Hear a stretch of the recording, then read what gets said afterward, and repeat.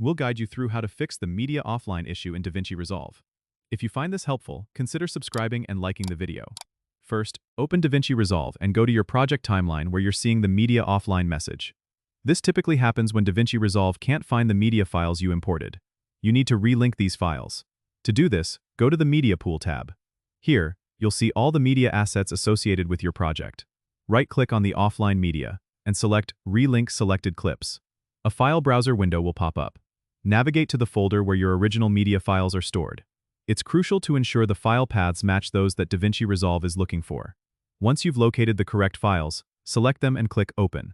DaVinci Resolve will automatically relink the media. If you have multiple offline clips, you can select them all and relink in one go. Another tip is to check your drive connections. Make sure any external drives you use to store your media are properly connected to your computer. If the drive letter or path has changed, you may need to update that in DaVinci Resolve. You can do this by going to Preferences, then Media Storage, and updating the drive paths. This will help DaVinci Resolve know where to look for your files.